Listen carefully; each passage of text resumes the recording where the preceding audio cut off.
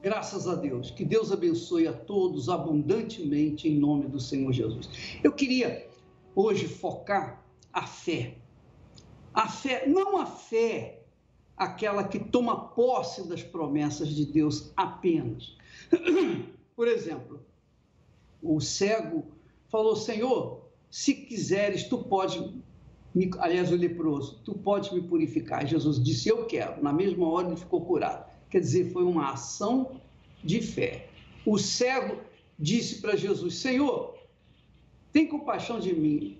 E Jesus perguntou: o que queres que eu te faça? Eu quero ver, quero enxergar. E o Senhor Jesus acrescentou: você crê que eu possa fazer isso? O cego disse: creio. Então seja conforme a sua fé. Na mesma hora, o cego ficou curado. Quer dizer, isso é um tipo de fé. Fé que toma posse imediata de uma necessidade imediata. Agora, existe a fé que é a fé mais importante, além dessa, que é a fé que se constrói uma vida num relacionamento com Deus. Por exemplo, casar, você toma uma atitude de fé e casa. Eu gostei, nós nos gostamos e casamos. Então, uma atitude de fé naquele momento. Só que não basta essa atitude de fé, é preciso manter a fé para que se mantenha o casamento também. Então, você casou pela fé, então você tem que manter a fé para manter-se casado. Então, é assim que nós queremos falar com você sobre a fé que conquista e a fé que mantém a conquista. Que isso é extremamente importante na vida dos que querem salvar a sua alma. Não basta você crer para receber uma bênção, você tem que crer para manter essa bênção. Jesus curou 10 leprosos, apenas um voltou. Quer dizer, os 10 foram curados, os 10 manifestaram a fé, foram curados, mas apenas um veio agradecer e seguir Jesus. Quer dizer, apenas um manteve a sua fé intacta.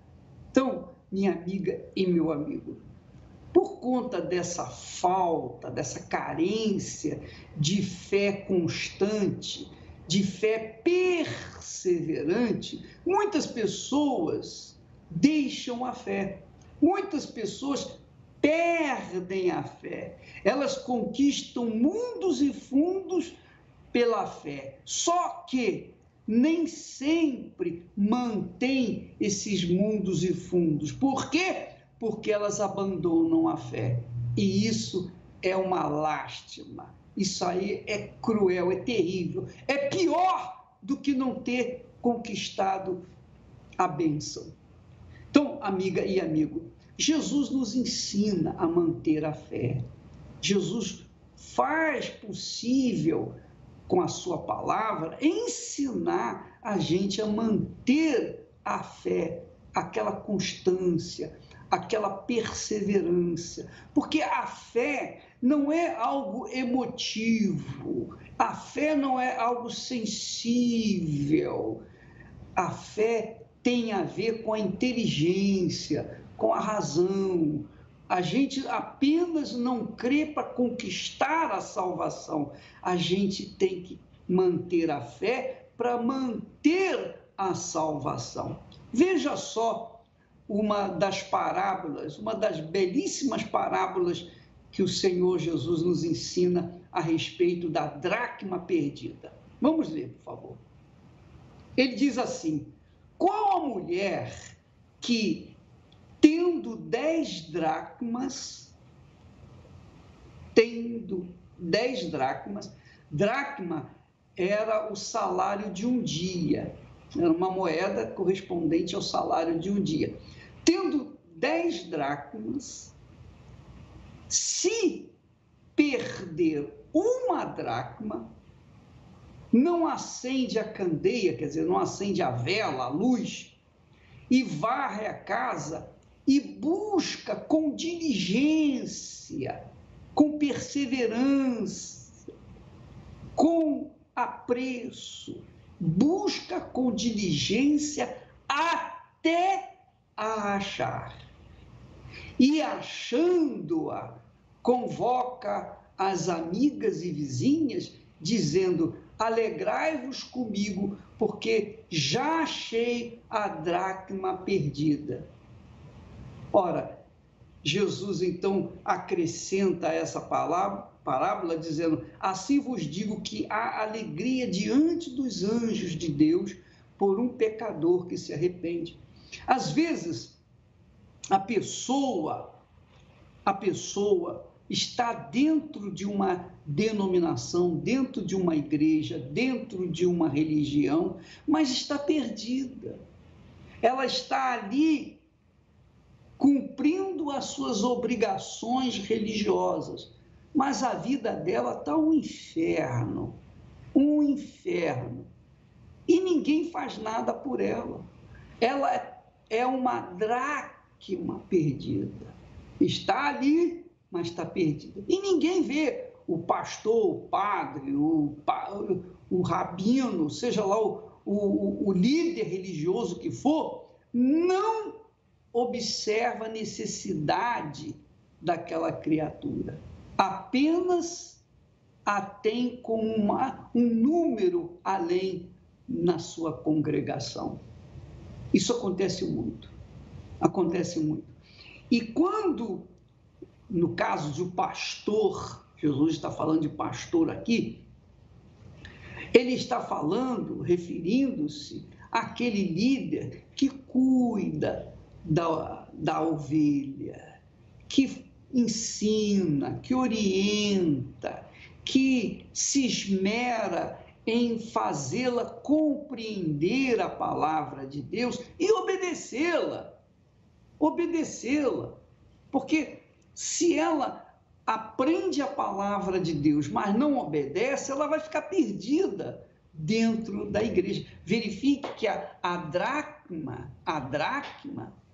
é algo que não se perde sozinha, ela não se perde. No caso da ovelha perdida, ela se perdeu das outras, se desviou das outras. No caso do filho pródigo, ele também se perdeu porque quis se perder, ele quis sair fora. Ele optou por sair e viver a vida dele longe do seu pai. Então, nós temos esses casos dentro das igrejas, das denominações, pessoas que se perdem, umas que se perdem porque querem se perder. Não, eu não quero ficar mais aqui. Outras se perdem por não terem instrução, não terem sido instruídas na palavra de perseverança, não terem sido instruídas na palavra de, como se diz, de confiança a Deus, de confiar na palavra de Deus, na promessa de Deus. Então, essas criaturas se perdem e é difícil verdadeiramente a salvação por conta desses problemas, porque o diabo ele não pode tocar numa pessoa que é de Deus, mas a pessoa que é de Deus, ainda assim, mesmo sendo de Deus, ela pode dar na cabeça dela, cismar e sair pelo mundo.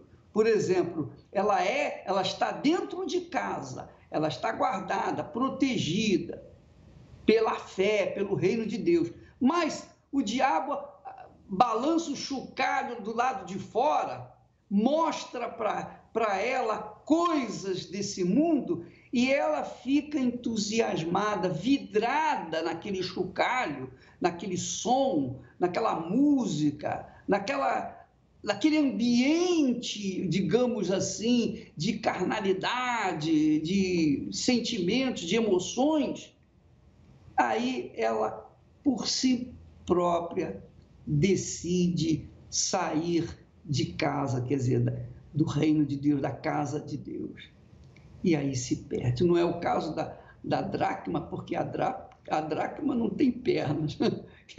Ela perdeu porque a dona dela não teve o cuidado de colocá-la no lugar certo para não se perder, para não perdê-la.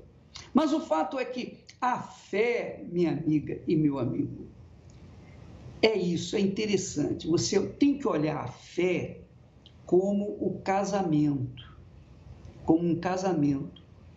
Quantas pessoas nesse momento dizem, puxa, eu casei na fé, eu casei pelo amor, pela fé. Só que esse casamento durou pouco tempo. Por quê? Porque a sua fé não estava solidificada numa palavra, a palavra de Deus.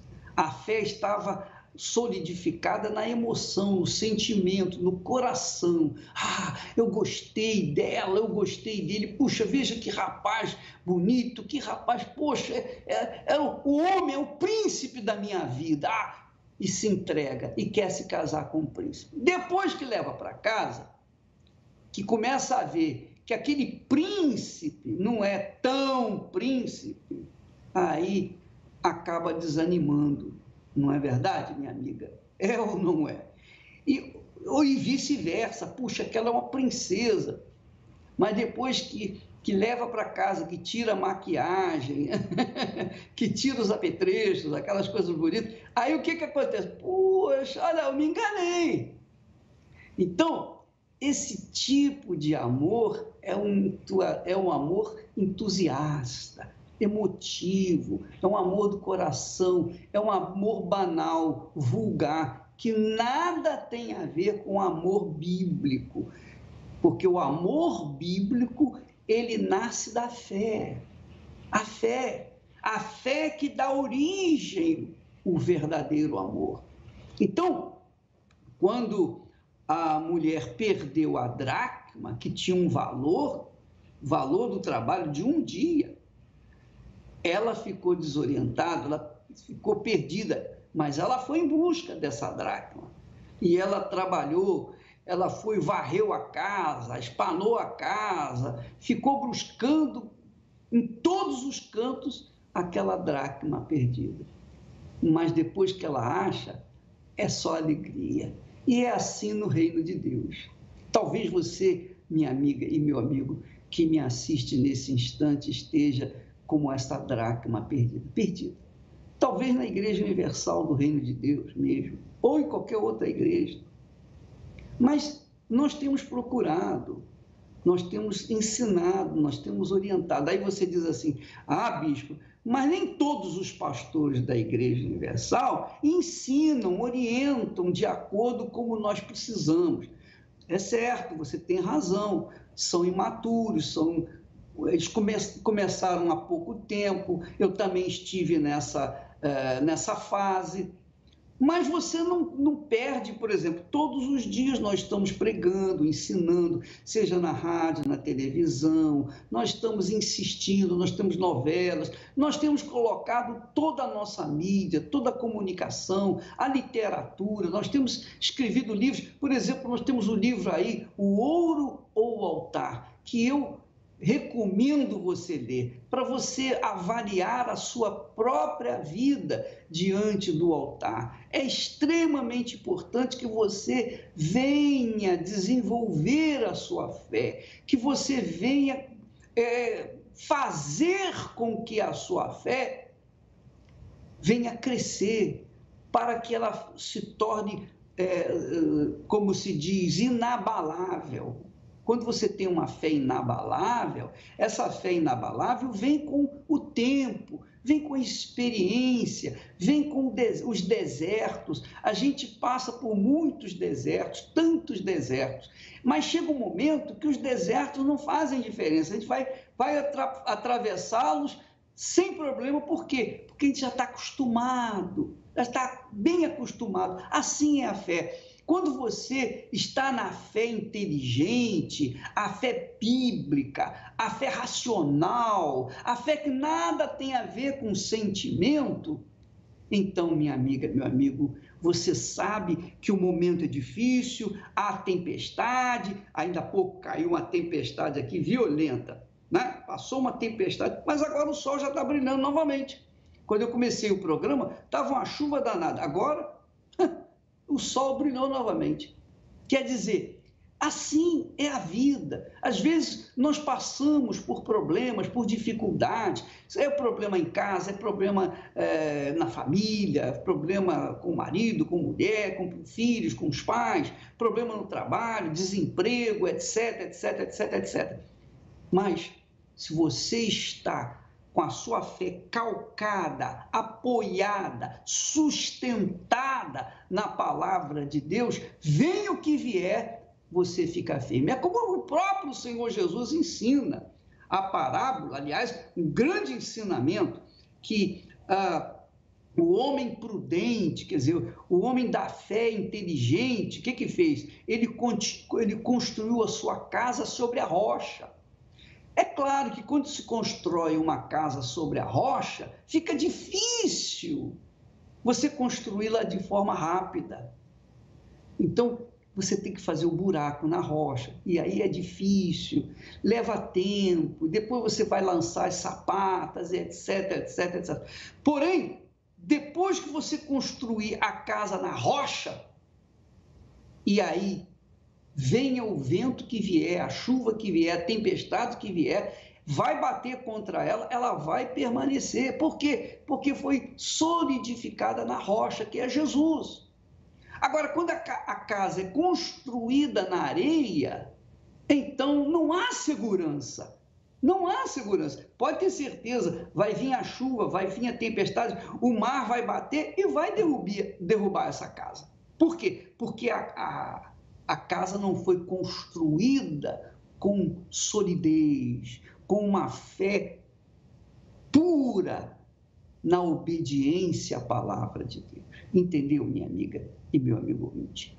Você que está me ouvindo nesse momento, que talvez seja uma dracma perdida, você tem toda a comunicação disponível. Se você está me assistindo, você tem com certeza comunicação, a nossa comunicação para sustentar a sua fé, alimentar a sua fé. Eu fico pensando naquelas pessoas que estão longe, no interior do país, nas matas, morando longe das cidades, que não tem internet, que não tem televisão, às vezes tem um radinho de pilha velho. Então, essas pessoas também são motivadas a crescer na fé através dessa programação. Aprenda isso, minha amiga. Aprenda que, por exemplo, nessa semana que vem agora, dia 26, nós teremos o início de uma novela, um seriado de Lia, esposa de Jacó, extremamente importante, extremamente importante. Lia representa os pobres, Lia representa os desprezados, Lia representa os rejeitados, Lia representa os injustiçados, Lia representa a escória da sociedade. E veja na história de Lia, veja na sua história como Deus veio honrá-la, porque ela também honrou a Deus. Em toda a Bíblia, eu vejo a Lia como uma mulher mais, digamos, fervorosa. Só para você ter uma ideia, quando Jacó resolveu se casar com a irmã dela, com a Raquel, então ele fez um trato com o sogro. Ele disse: olha, eu vou servir a ti por 7 anos para ter a Raquel como esposa. Então o sogro, o que fez? O sogro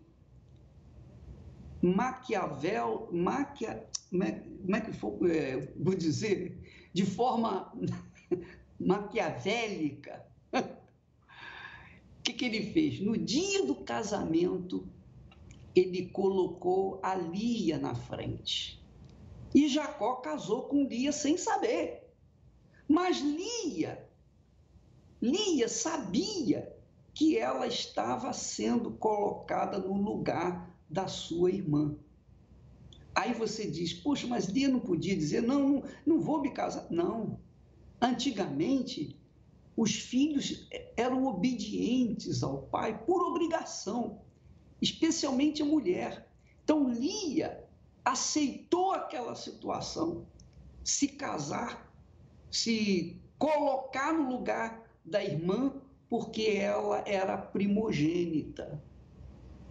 Depois, Jacó descobriu no dia seguinte que não era Raquel, então ele ficou chateado e foi falar com o sogro, e o sogro falou, não, é porque aqui na nossa terra o costume é casar primeiro a primogênita e depois a segunda. Então, Jacó teve que trabalhar mais 7 anos para ter a Raquel como sua esposa. Mas casou com ela antes de cumprir o seu compromisso. Então, Lia foi a primeira mulher de Jacó. Ela foi a primeira esposa de Jacó. Mas Jacó não queria Lia. Jacó desprezava Lia. Ele gostava era de Raquel, que era bonita, que enchia os olhos. Só que Lia tinha uma vantagem sobre Raquel. Ela era fértil. Cada vez que Jacó tinha um relacionamento conjugal com ela, ela dava à luz um filho, homem, e isso era extremamente precioso para Jacó, e naquela época. Então, todas as vezes que Jacó tinha relação com Lia, e era só para isso, Jacó tinha relação com Lia só para gerar filhos, porque a sua irmã era estéril. A história é muito bonita, muito bonita. E o mais bacana, você vai notar, é que a Lia, cada filho que nascia, ela colocava um nome na criança para que, quando mais tarde o seu marido chamasse pela criança, lembrasse dela, Lia, a dor que ela estava sofrendo do desprezo, do desamor do seu marido. Ela foi muito humilhada. Se existe uma pessoa humilhada na Bíblia, é claro, primeiro é Jesus, mas de mulher, em questão de mulher, essa mulher foi Lia. Você veja essa história que você vai gostar muito, vai apreciar muito, é muito bonita, porque fala, Deus depois vem honrá-la. A história é muito bacana, muito mesmo bacana. Eu queria que você assistisse, porque vale a pena. Tem um ensinamento glorioso, precioso para a manutenção da nossa fé. Lia era fiel a Deus, Lia confiava em Deus, e cada filho que ela tinha, um nome estava relacionado com Deus e também com seu marido. Muito legal. Você vai assistir na Record a próxima terça-feira, se eu não me engano, dia 26, tá bom? Então vamos assistir agora testemunhos de pessoas que receberam o Espírito do Altíssimo, que fez a diferença na vida delas. Vamos assistir.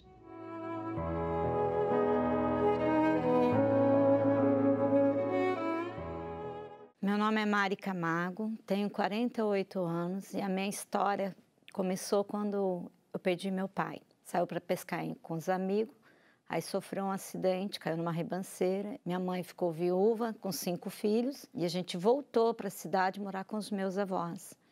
E nesse 1 ano que a gente morou na casa dos meus avós, eu fui molestada. E aquilo me criou uma revolta, porque eu não sabia o que significava aquilo, nem sabia o porquê daquilo.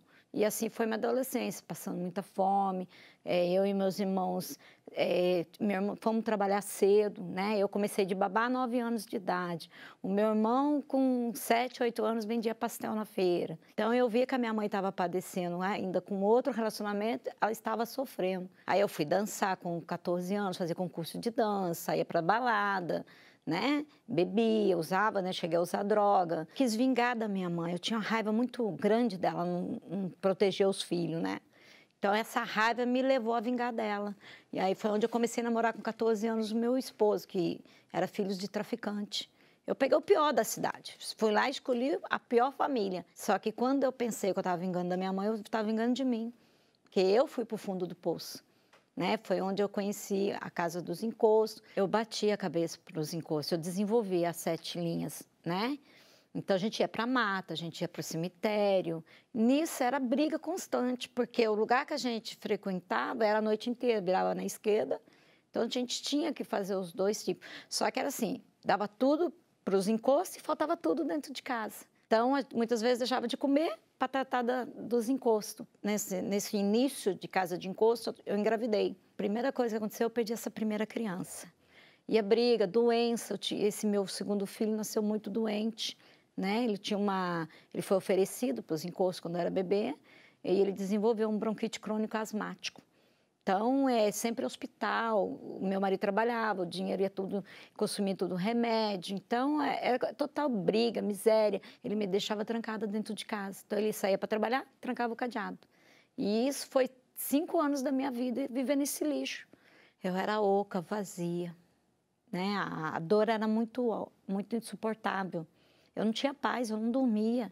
Então, além de eu ver vultos, eu ouvia voz, eu tinha desejo de me matar.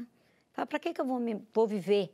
Então, tinha época que eu estava em casa com as crianças, eu falava, hoje eu vou me matar. Ou então, eu dormia com arma, que a gente tinha arma em casa, por causa dos pais dele, deixava a arma em casa. Falava, hoje eu vou matar ele e vou matar meus filhos.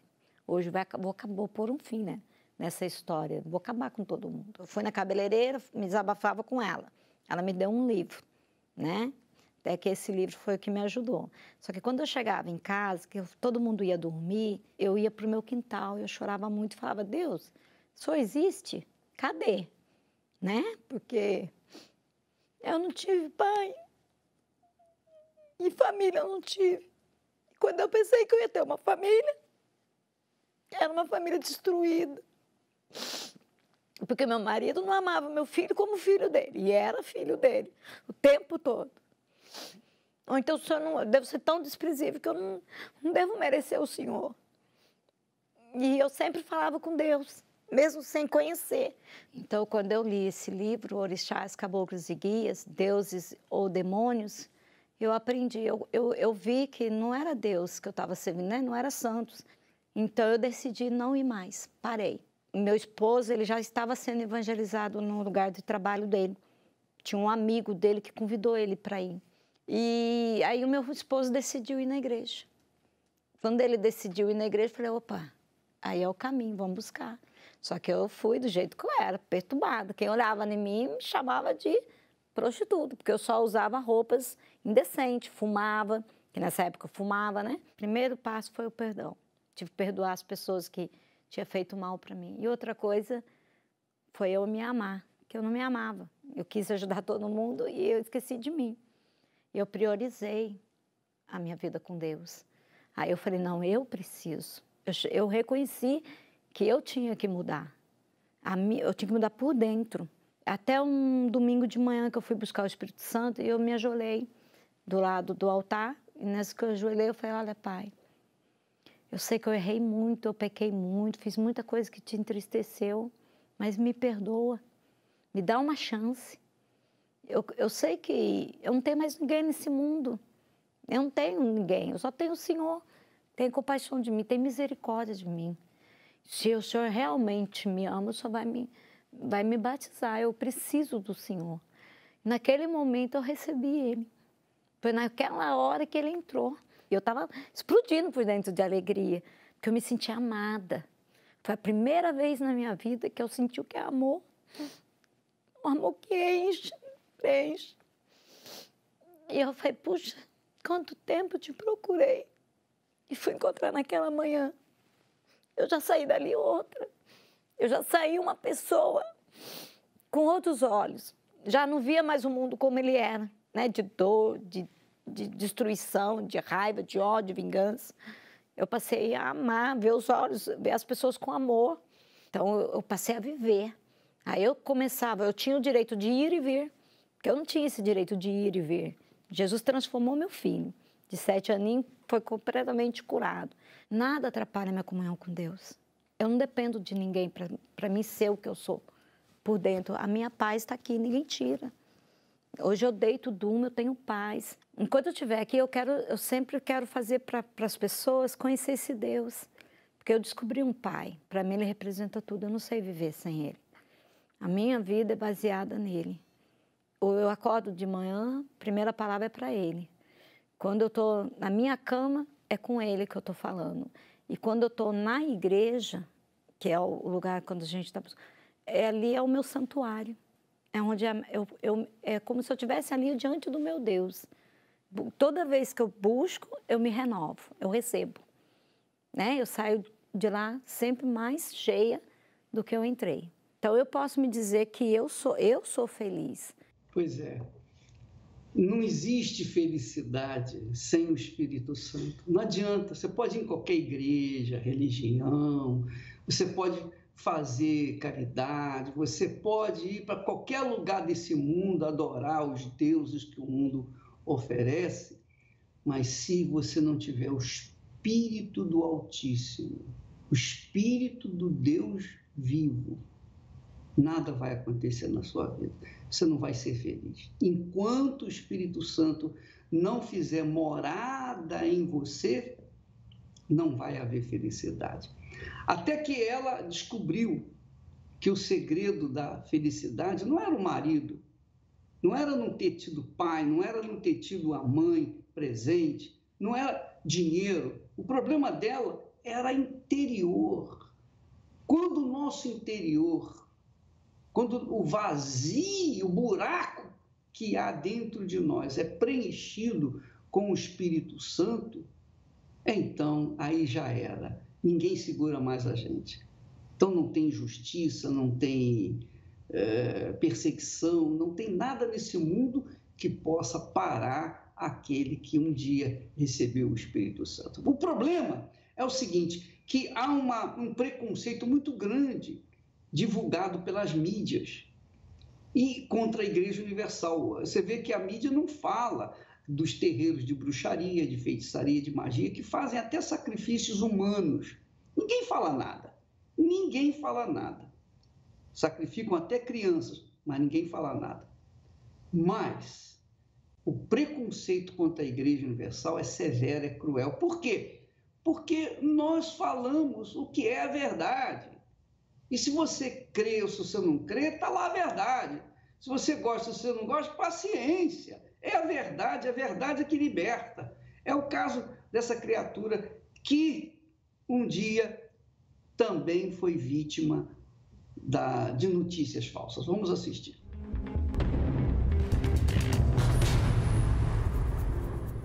Meu nome é Sandra, eu sou contadora e eu digo que eu não tinha preconceito da Igreja Universal e nem do bispo, eu tinha ódio realmente, porque na época eu servia os encostos e o bispo na época batia muito sobre isso e a mídia ajudava. Então, quando o bispo foi preso, se eu ter uma ideia, eu fiz uma festa. Assim, eu fiquei muito feliz, porque eu falava que realmente ladrão tinha que estar preso. A mídia fazia isso. A mídia mostrava realmente isso. E eu achava que realmente ele era um ladrão, que ele só queria o dinheiro. Quanto mais quando se mostrava as catedrais que a igreja montava, eu achava um absurdo. Quando eu vi na mídia que ele foi solto, por exemplo, eu fiquei revoltada. Eu fiquei tão revoltada que eu cheguei ao ponto de, na época, passar em frente à igreja.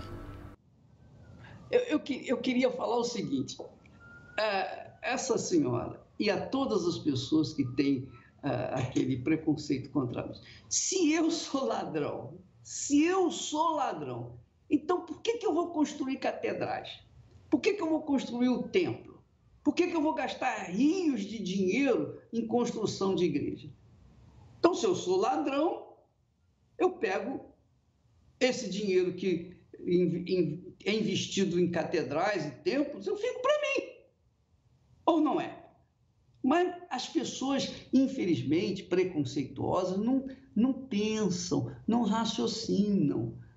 E quando não se raciocina, quando não se pensa, tem que se comer na mão dos outros, come na mão da mídia. E aí, vamos ver o resultado dessa, digamos, comilância na mão da mídia. Da onde hoje eu frequento, e eu comecei a gritar na frente da igreja que ele era ladrão, que ladrão tinha que estar preso. Dinheiro, imóveis e veículos acabam sendo entregues. Gastava o meu tempo com isso e minha vida cada dia mais afundando. Eu passei necessidades financeiras, eu tive traição no meu casamento. Com 3 meses de casado, o meu falecido esposo hoje, ele queria me largar e eu achando que o problema era o bispo. O problema era o que o bispo fazia, eu não conseguia enxergar o que acontecia na minha vida. Eu só conseguia enxergar, o foco era o bispo. Por quê? Porque eu vejo realmente que a mídia hoje, ela infelizmente hoje nem tanto, mas na época ela influenciava demais. E é muito fácil a pessoa julgar a outra. O duro é quando ela é julgada. E com tudo isso que eu passei, na época minha sogra era da igreja e aí ela me fez o convite de chegar até a Igreja Universal. Tanto é que antes de casar, ela disse assim para mim, se casa na minha igreja. E eu disse para ela, não, eu não preciso do seu Deus para ser feliz, muito menos pisar na Igreja Universal. E aí foi a última porta que eu tive que bater, porque eu sofri demais. Quando eu cheguei na igreja, eu olhei dos lados para ver se não tinha ninguém me vendo entrar na igreja, porque eu tinha vergonha. E aí entrei na igreja e a primeira palavra, que hoje é um bispo, eu falei, quem que foi contar para ele a minha vida? Porque era exatamente tudo que eu estava passando. E para você ter uma ideia, eu tinha tanto medo de ser roubada, eu passava necessidade. Eu não levei nem bolsa. E o bispo ia me roubar o quê? Que eu não tinha nada, absolutamente nada. E eu, com a minha desconfiança, cheguei e fui ver se realmente aquilo estava na palavra de Deus. E estava. Então ali eu já peguei credibilidade, o bispo já me passou credibilidade dali. E aí ninguém mais precisava me chamar para chegar até a igreja. A minha filha mais velha, ela teve um problema grave de saúde, ela chegou no hospital com 42 graus de febre e lá, na realidade, ela realmente faleceu.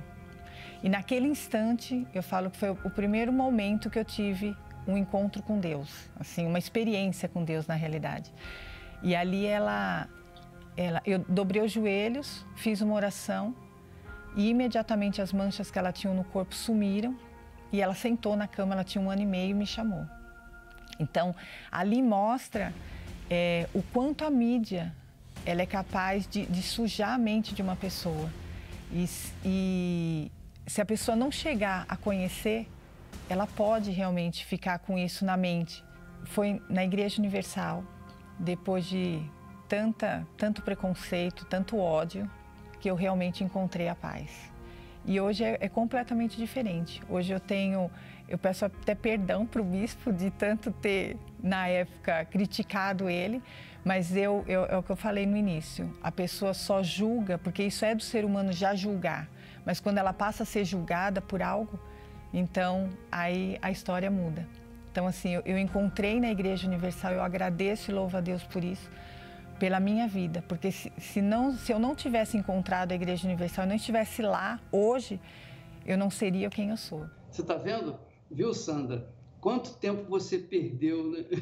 Por causa desse bandido preconceito. E quanto tempo as pessoas... Mas graças a Deus você se encontrou. Eu fico pensando naquelas pessoas, coitadas, que não pensam, não raciocinam. Não custa nada. Vamos ver se é verdade. Vai lá na Igreja Universal do Reino de Deus conferir. Confira. Confira com seus próprios olhos, com a sua própria cabeça. Não custa nada. Você não vai perder nada, você não vai pagar nada. Você vai ter o direito de ouvir se aquilo que Deus falou é verdadeiro ou é falso. Se é verdadeiro, tem que acontecer na Igreja Universal do Reino de Deus. Esse é o nosso desafio.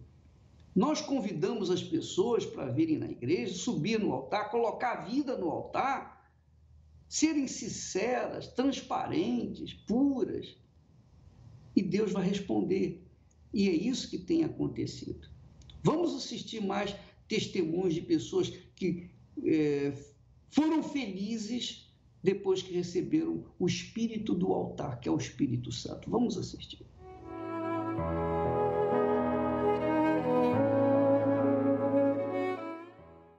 Meu nome é Davi Marques, tenho 49 anos, sou técnico em enfermagem, atuo na área da saúde. O que eu buscava era a paz, ter paz de espírito. E nos percursos da vida, eu realmente acabei me distanciando dessa direção e acabei conhecendo o ocultismo. Quando eu conheci, me foi apresentado que era com o intuito de elevação espiritual. Então, isso me encantou, porque era o que eu buscava. Então, comecei como um filho de santo pequeno, né? Passei a ser a pessoa responsável por fazer as oferendas.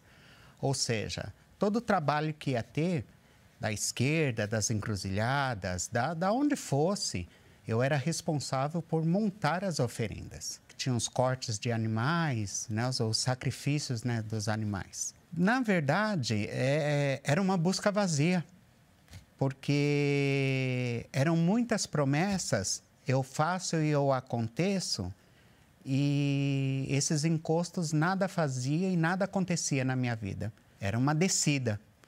Cada vez mais, só me aprofundando, chegou uma época que eu vivi um período de uma depressão muito grande, muito grande. Por eu trabalhar na área da saúde, forma de suicídio é o que a gente mais domina. Você entende? A gente trabalha para salvar vidas, mas para salvar vida você tem que conhecer como que se morre. Então eu pensava das mais diversas formas, porque ao mesmo tempo que eu me dedicava ao ocultismo, aquele vazio ele aumentava. Aquele sofrimento, aquela angústia na alma, ela aumentava cada vez mais. Meu filho, ele foi preso e eu na porta do presídio estava realmente assim, transtornado, decepcionado, muito machucado e muito revoltado. E tinha um pessoal da Universal na porta do presídio. E eu comecei a reparar que poderia estar chovendo, frio, geando. Eram sempre aquele grupo e era um grupo muito atencioso, sabe? Além de um café que eles ofereciam, de um lanche, o que mais me cativava era a palavra de conforto. Eu cheguei na Universal. A paz, ela foi imediata. Imediata. Porque, ao contrário do que eu ouvia dizer, que a mídia mostrava, que a mídia falava, né?